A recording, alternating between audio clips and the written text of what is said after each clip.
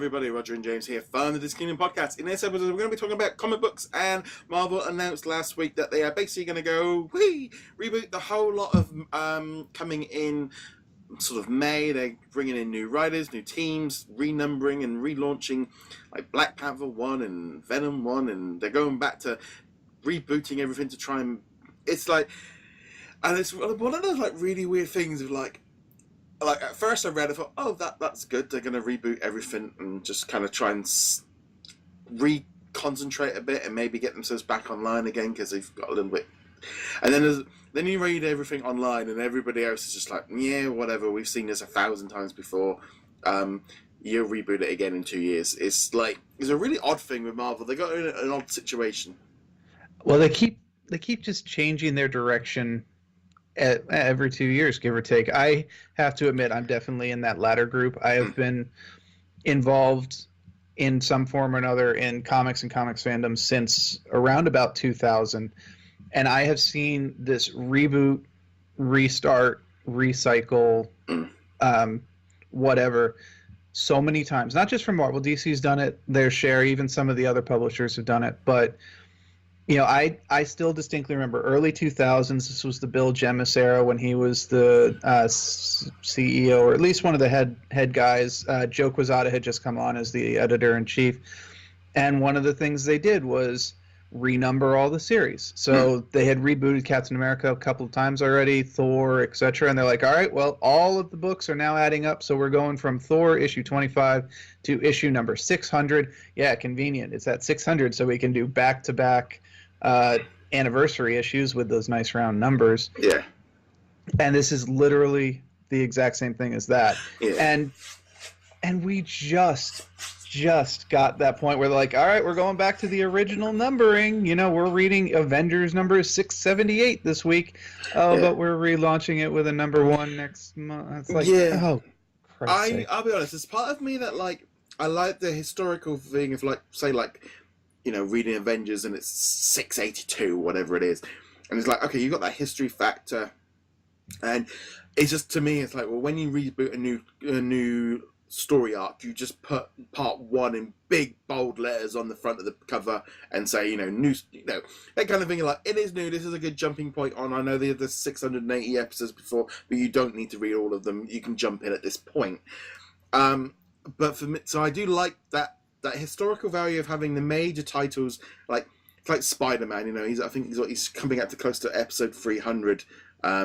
Is it 300? Or I think it's... Oh, Christ. Yeah. I mean, it depends on which Spider-Man book you're looking at. Amazing Spider-Man's got to be approaching like 700 or 800 by this point, so... There's that part of me that's like, keeping that number system is... To me, it's less of an issue as long as you put on the front cover part 1 or part 3 or part 4 and push that. So I know if I see part 4, I know I'm not going to pick that up. It's just you know, and that's the big issue. I still think as well of like, you know, like Black Panther. It's like, just because you're chucking out so many of each brand, if you just kept one Black Panther comic and one Thor comic and one Spider-Man comic, it probably wouldn't be so bad. But when you've got, I mean, it's like Black Panther at the minute, he's had so many mini parts and annuals and stuff. It's like, well, Black Panther 1's coming. It's like, well, hold on, what's the last 3 things been? This is the problem with the current state of comics. This has been going on for years, honestly for decades, where you've got the publishers, specifically Marvel and DC, where they want to have their cake and they want to eat it too. You know, that old fun adage where they want to constantly have new number 1s because number 1s sell better. Yeah. You know, the collector mentality, I'm just going to try it out because it's a number 1 mentality. But they also want that historical aspect that you were talking about. Like, there is weight behind having issue number 700 of the Avengers. That is like, wow, this book's been going on. There's history here. There's a sense that, you know, it's built up to this over the course of literally decades. 50 years or more. Yeah, literally decades. So which do you go for? And at the moment, Marvel, of course, is just going to do, we're going to do split numbering, which is it's going to be number 1 and number 700. And you're like, oh, Christ's sake, Marvel. there's no good answer here. No. I mean, this is something that they're gonna continue wrestling with. There is no good answer. Honestly, I think we might even be getting to the point where the idea of an ongoing series might be starting to be antiquated. It might be better instead to have instead of Avengers 678 to 700 being part of the No Surrender crossover.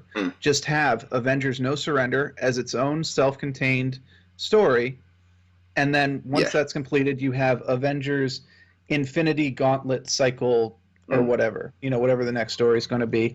And it's very clearly delineated. This is a story arc. You can read the whole thing right here. Yeah. This is the next story arc. There might be pieces from the previous one, but everything you need is here.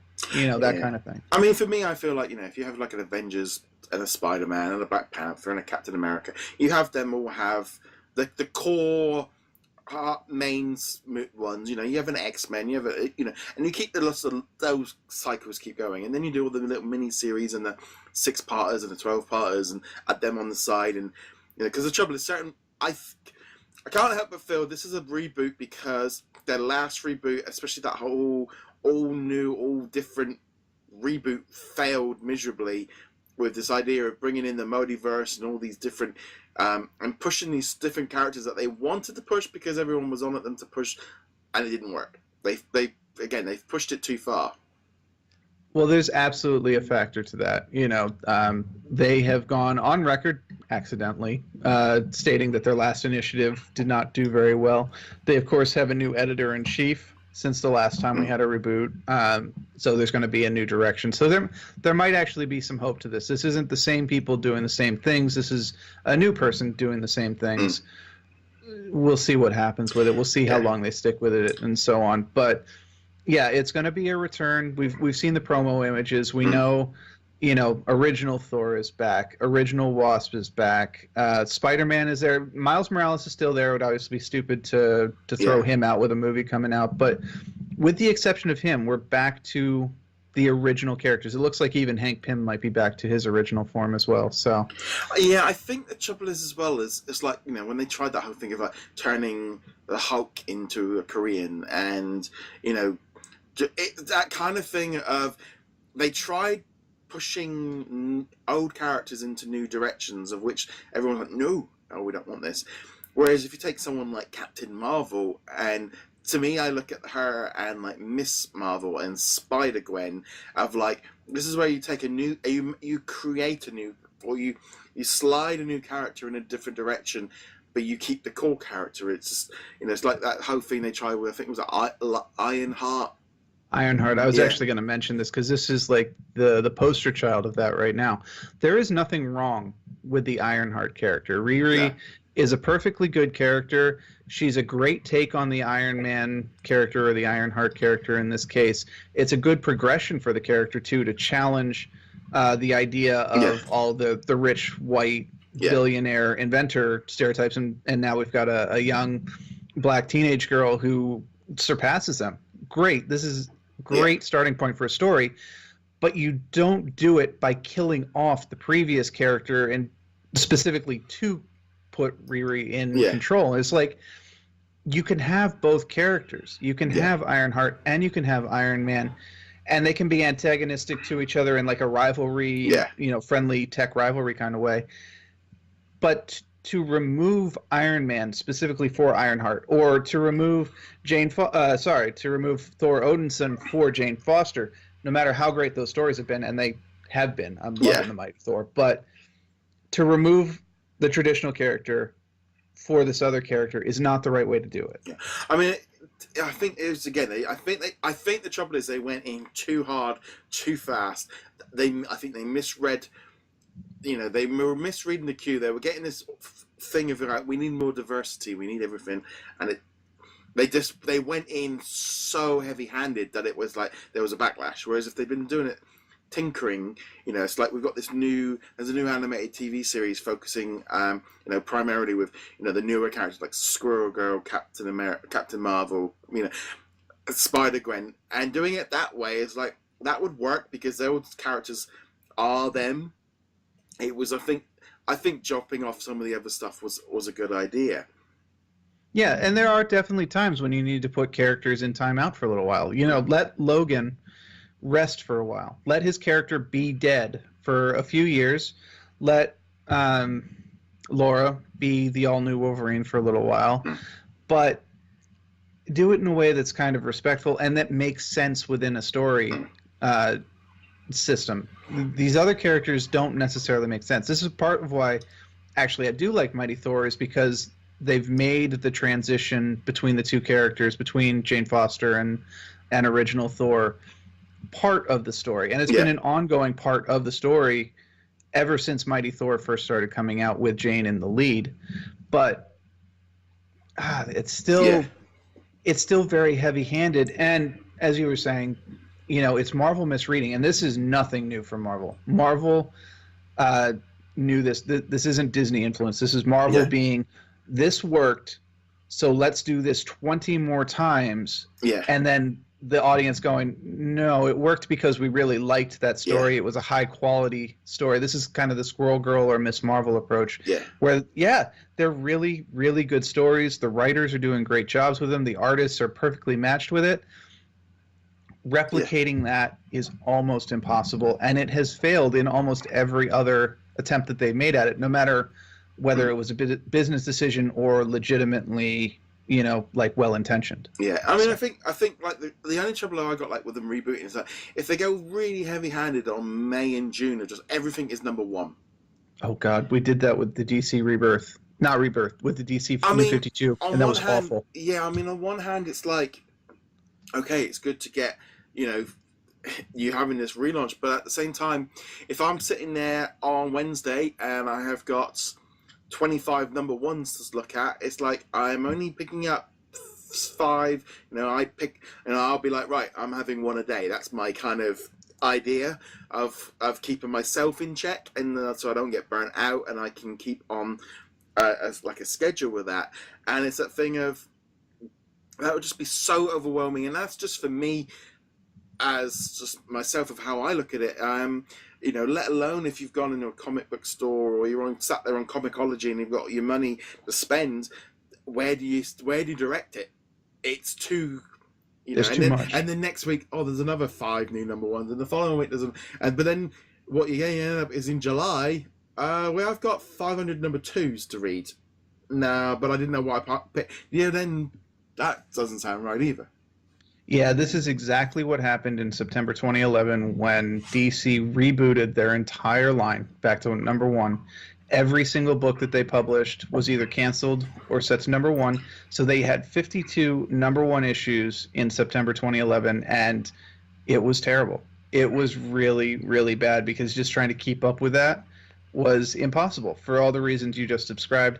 When they came back and they did the Rebirth a couple of years ago, they did it much better. It was staggered. It was a couple of titles at a time, and it was so much better. Yeah, I hope Marvel learns from that. Yeah, I mean, I know, like, for my personally, I look up at the new releases on the Wednesday, and it's like, what's number 1 this week? Or it's either what am I already continuing on with, or what's number 1. So. Right.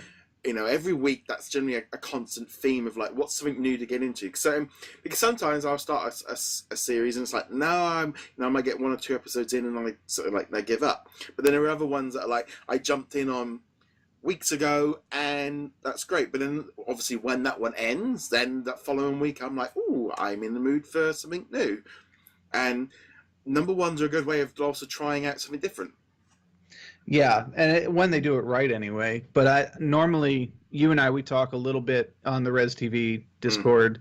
We're in the comics channel there, and we'll be like, all right, these are ones to look at this week. And a lot of times, the ones I'll throw out there will be like, all right, this is the start of a new story arc in this title. This is the start of a mini-series here. You know, just kind of be like, these are jumping on points if you want to try and do these as reviews, because they're normally the entry points to series. Yeah, but then also sometimes you're like, okay, I didn't like where this is going, or yeah, of course. And then you get to things like Avengers where you're like 8 parts in, and you're like, yeah, I'm going to continue going on with this. Honestly, we could do a whole podcast just on the Avengers No Surrender. It's just like this thing of like this like reboot. I'm a little bit like, okay, we'll see how this goes. I know it's this weird bit. I mean, the whole thing really of the comic books are in this zone where they want to go, they want to get these comics out to a bigger audience because they're. And those announcements of things changing with pull lists and the way that they get comic books out there. But I still feel like you want to attract people in. You need to change things up a little bit more than just keep slapping number one on everything. Yeah, and that has been the trick or the mystery that has eluded not just Marvel, not just DC, Image, Dark Horse, IDW, Boom, everybody in the industry for at least 20 years, and honestly, probably even longer than that, because it's well known that number ones get sales boosts.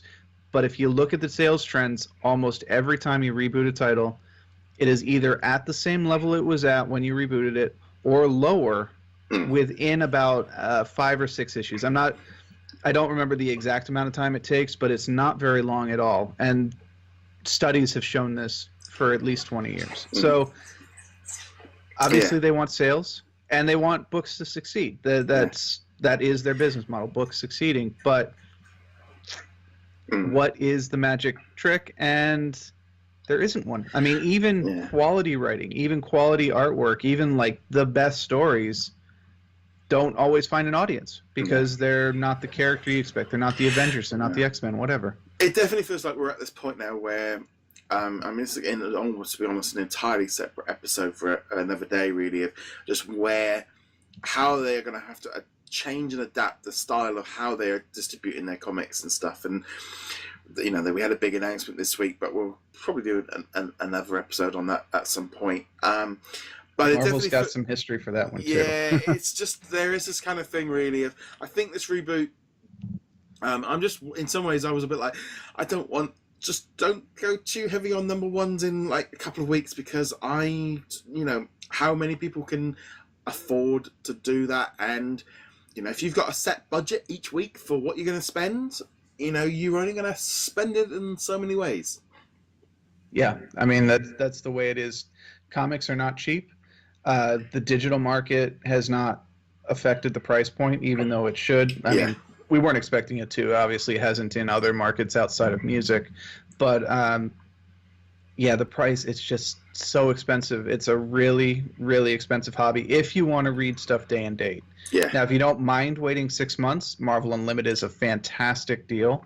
And then trade paperbacks are increasingly a good option as well. Yeah. The weekly format is that odd thing. And maybe... but that's a whole other thing for another day. But we'd love to know your thoughts on this kind of upcoming reboot of the Marvel comic books. Love to know your thoughts on this. As per usual, check us out over at DisKingdom.com. James, where can they find you? I'm heroiclegacy.com. On that note, guys, thank you very much for joining us. We'll be back soon. Later.